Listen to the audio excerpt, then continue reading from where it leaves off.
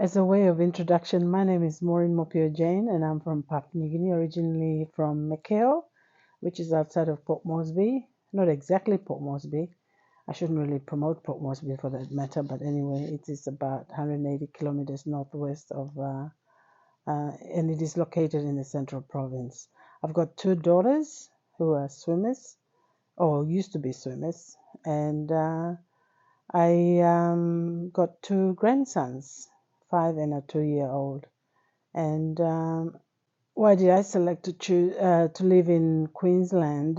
Um, I migrated to Sydney first, followed my then husband, and lived in Sydney for 6 years. But because my older daughter was a swimmer for Papua New Guinea, she had to represent PNG once a year back in Papua New Guinea. So that's why we had to move to Brisbane, which was closer to PNG. And besides, nearly 40% of the Australian team that make up the swimming team come from Queensland based. So that's why we moved to Queensland, because the weather is also good, but mainly financial reasons for flying in and out every year to PNG. So my daughters would swim to represent the country, and that's why the family moved to Brisbane. The journey being so far, it has been good. Queensland weather has been very ideal because I come from a tropical country. So I love the weather and I love the beaches, the Gold Coast and the Sunshine Coast. So I did travel around much to Brisbane and around Queensland and all that sort of stuff. And besides, the PNG community is quite big here. And of course, the island food, or the Pacific food, and we could access not so much from Papua New Guinea, but from foods like taro, cocoa, bananas, and all that from Fiji, from Tonga, from Samoa, and all that sort of attracted my lifestyle, or was convenient here in Brisbane. Moved to Daisy Hill mainly because I wanted to live on the outskirts of Brisbane itself, so that can witness the wildlife, and I really wanted to see the koalas in the wild. So that's why we traveled and lived in Daisy Hill and have been living in Daisy Hill so far. Have you encountered any experience? Okay. In terms of encountering racism, it wasn't very direct, but it was like subtle comments. Because my daughters were involved mainly in sports, so that's why in sporting circles, you would get an odd look here and there if like there was one example where there was a state selection for basketball, and obviously mothers would think their daughters play better than what the coaches would think, but I thought my daughter played better than the other rest of the team, but she wasn't selected in to represent Gold Coast, the representative state basketball team in the under 16s or under 18s, I think it was. And I got a remark from one of the selectors saying that, oh, we didn't choose your daughter because she was only good at fast breaks, but not good in other shots. And I said, but she did 3 pointers. I gave the percentage. She did defensive, and that's what you really want, is winning the game is the defensive role. So just little things like that, subtly. And sometimes you get odd looks from elderly citizens. But apart from that, I'd say it has been good, because maybe because I always carry my bilum, which is like a bag, string bag around. And a lot of older Australian community resonated with that because they had relatives or they knew someone who fought in Papua New Guinea during the World War II.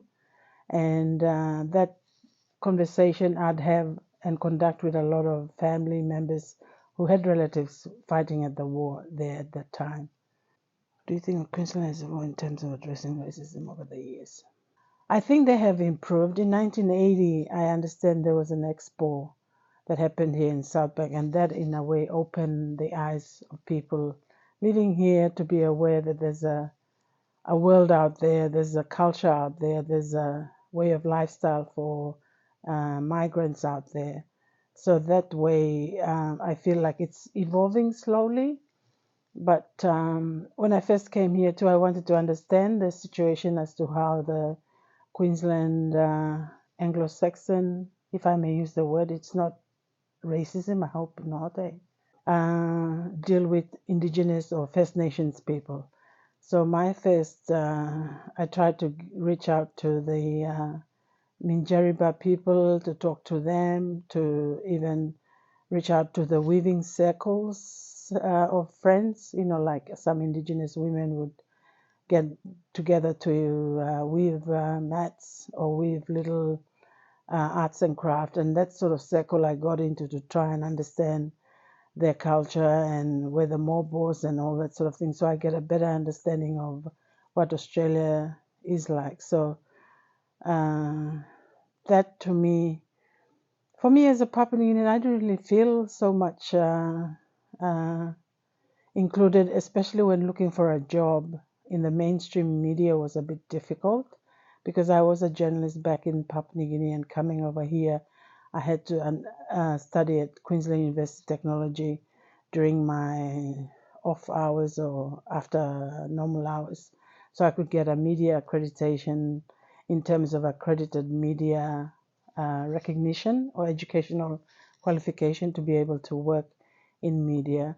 But I sort of set up my own company and did stories that way because I had to incorporate around my elite swimmers, my daughters who were swimming and all that sort of stuff. So it made it a bit difficult, but still, I felt like trying to get into the mainstream media was very difficult because I had a personality from coming from a television background as well as, and I was quite happy to be a clerk or to be a typist or to be an admin officer to start off with, just to get a foot in the door. But that never occurred, especially when I first went to Sydney to try. I tried SBS TV, but that didn't, because I thought that was like looking at migrant representation of the people and media workers. So anyway, I happened to find Radio 4EB, and I created my own Papua New Guinea programming. I call it Hereva Talk Talk, and I cover Papua New Guinea issues or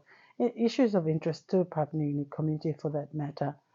And I find it's very inclusive here in Australia, Radio 4EB or community radios for that matter. But having to go to CBAA conferences, I still didn't see a lot of coloured women representation or colored representation of media personnel in the major decision-making levels and all that sort of stuff. But I've made Radio 4EB my home now, and I've been here since 2011.